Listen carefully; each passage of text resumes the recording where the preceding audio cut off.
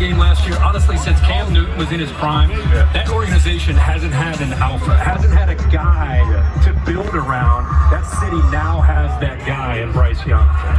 He's not loud, but he has a commanding presence. So Bryce Young goes to the Carolina Panthers. The Houston Texans and new coach DeMeco Ryans on the clock, and their pick is in.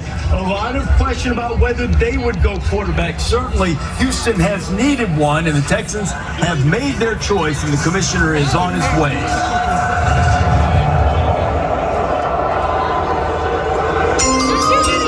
With the second pick in the 2023 NFL Draft, the Houston Texans select C.J. Stroud, quarterback, Ohio State. All that talk. all that noise.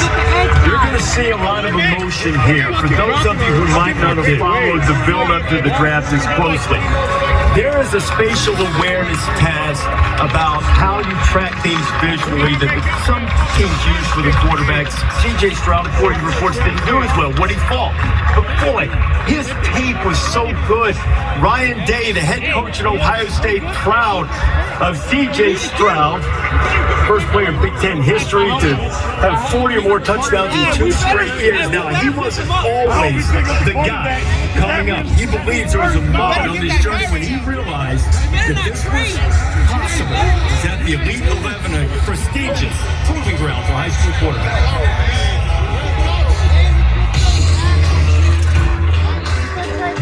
Getting to the Elite 11 was a really crazy process for me.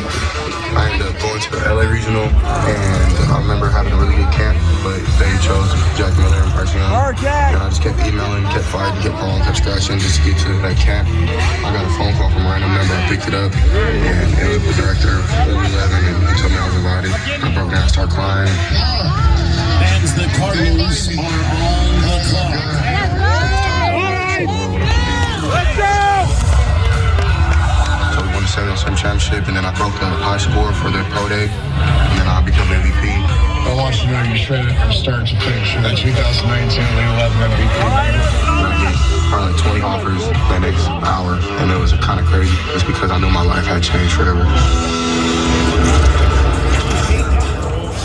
And it changed again, another chapter for C.J. Stroud. Rancho Cucamonga in California is high school. The watch party there, they're delighted to say that their guy C.J. Stroud is on his way to the NFL with the Houston Texans, second overall. One thing about C.J. Stroud is all you have to do is watch the film. You don't have to look at his personal workout or the testing. Just turn on the film. And he sits in the pocket, and he's the most accurate quarterback, in my opinion, in this draft. And he throws in such rhythm. I think Houston eventually just said, as much as we love a defensive lineman, DeMeco Ryans, we can't pass on a generational quarterback of what he can do for a franchise that desperately needs to kind of take that next step. And he'll bring leadership qualities. This guy being picked second overall, almost you see the emotions. I feel like he has a chip on his shoulder, like he wants to prove. It's been a month for him. Yeah, prove a lot of people wrong. Well, it's been several weeks of people making all sorts of comments about him. So you gotta feel good for this kid. Go number 2. His buddy just went number 1. And he's a guy when you watch him play, I played with a quarterback named Jeff George. Jeff George looked like he was just born to throw a football. That's how C.J. Stroud throws the ball. I mean, he's a natural, fluid. I can't wait to watch him at the next level, Todd. And he's an absolute sniper from inside the pocket. There's no one in the college game that throws the ball the way he does, with accuracy, timing, touch, unique feel for trajectory on throws. He's always getting the ball out on time. And you know what I love too? In 2 bowl games, look at what he did. Against Utah without his 2 wide receivers in the first round, Chris Olave, Garrett Wilson. What did he do? He went out and set a Rose Bowl record, 573 yards. And then last year, no shot against Georgia, right? No shot. They got him number 2. Yeah, that got him number 2. You know why? Because we saw the mobility and beyond just the mobility, that like, fight. hey, I got this. Over my Larry. So we'll see what happens this time around. Although last we heard from Jonathan Gannon, what did he say? He was looking forward to watching Monty Ossenfort work the phones on draft night. And did we not see some of that up there earlier, that Monty was definitely on the phone? So what does that mean? Cardinals are on the clock. We only have a few moments left. and then we're going to see exactly what direction the Cardinals go. I'll say this, with 2 quarterbacks off the board, guess what? It's like the Cardinals have the #1 pick in the draft.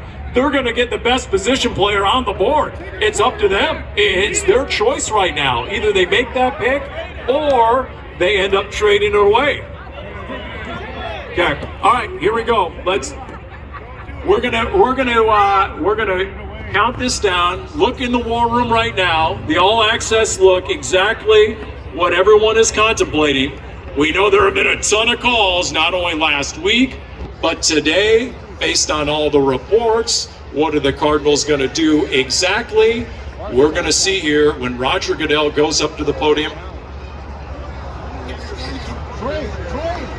All right, we're getting word that the Cardinals have indeed traded down with the Houston Texans. Texans are at 12. So we'll see exactly what the Cardinals got in return for that. Well, let's get some instant reaction from Cal Vandenbosch and Jay Feely. Jay, you've called it so far. You predicted C.J. Stroud would go #2, that Houston would get its quarterback, but a lot of those scenarios where Houston